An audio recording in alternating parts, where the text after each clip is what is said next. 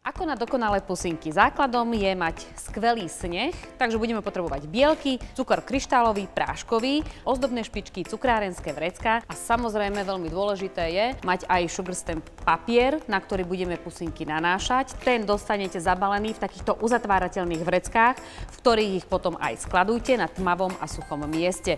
Ku každému sugar stamp papieriku dostanete aj recept na dokonalé pusinky, ako urobiť sneh, ale my si to teraz aj ukážeme, aby ste mali 100% istotu, že to zvládnete. Ako prvé si oddelíme bielky od žltkov, potrebujeme 4 vajíčka. Pri oddeľovaní dávajte pozor, aby sa do bielkov nedostalo vôbec žltko. Je mastné a masnota by potom zabránila dokonalému vyšľahaniu na sneh. Takže naozaj opatrne iba bielky. Bielkom si teraz nameriam 250 g kryštálového cukru. Cukor si nasypeme k bielkom, zamiešame. Nepretržite 4 minúty nad parou miešame bielky s cukrom až do momentu, kým sa cukor celý rozpustí. Asi po 4 minútach cukor je rozpustený, roztopený. Môžeme prejsť k kroku číslo 2. Sneh si prelejeme do druhej misky. Zoberiete si mixer, miešajte, kým zmes nezhustne, nebude tuhá a aj vychladnutá, pretože tým, že sme ju miešali nad parou, je teplá. No a primiešavať práškový cukor, ktorý som si prichystala, budeme prisypávať, až keď táto zmes úplne vychladne a bude krásne tuhá vymiešaná.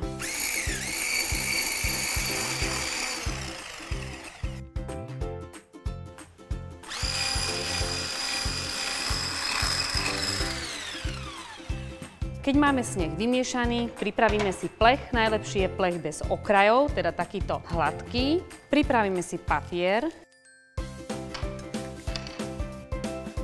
Položíte na plech na pečenie. Už nedávate pod to žiadny ďalší papier na pečenie a priamo sem budeme nanášať pusinky. Sneh si teraz premiesiem do cukrárskeho vrecka.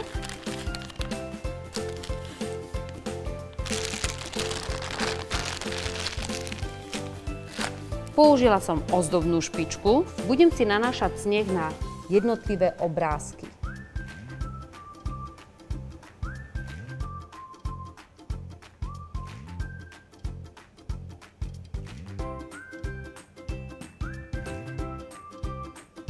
Ďalej si zoberiem cukrárskú špičku hladkú. Opäť naložíme sneh. Keď ich dávame na papier, ktorý je celý predtlačený, tak dávame pusinky jednu vedľa druhej.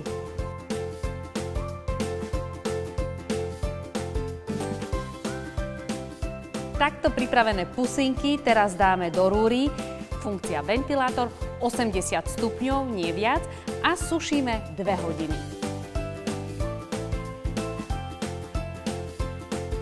Hneď ako sa pusinky vyberú z rúry, treba ich oddeliť od papiera, ktorý ostane krásne zo spodnej strany.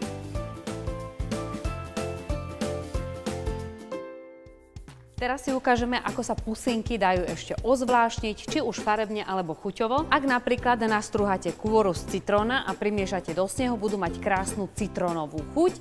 Môžete pridať pár kvapiek vanilky, dostanete vanilkovú príchuť. My si teraz ukážeme, ako si urobiť farebné pusinky.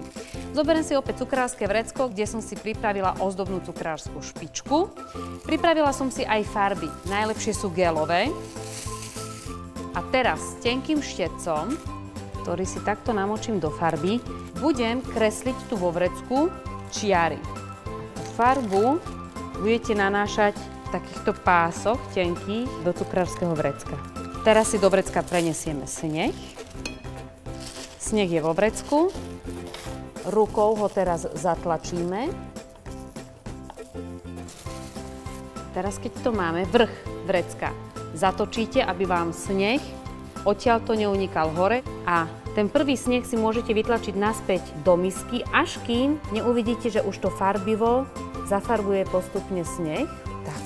Už keď vyjde prvá farebná pusinka von, tak môžete teraz začať robiť pusinky. Takto zafarbené pusinky ešte môžete dozdobiť hneď potom, ako ich vytlačíte na papier, teda kým sú ešte neusušené a lepkavé. Môžete ešte prípadne posypať rôznymi ozdobami, ktoré doma máte. Červené, urobíme si ešte zelené. Tentokrát použijem hladkú cukrársku špičku. Opäť si ju zafarbím, tentokrát zelenou farbou.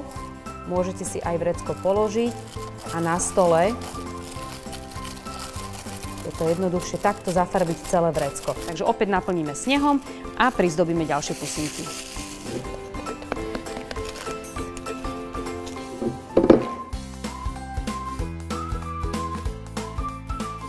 A v tomto prípade ja tu mám kokos farbený, tak môžeme opäť jemne posypať.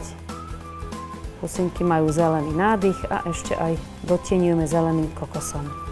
A takto pripravené pusinky opäť môžeme dať sušiť. Ventilátor 80 stupňov.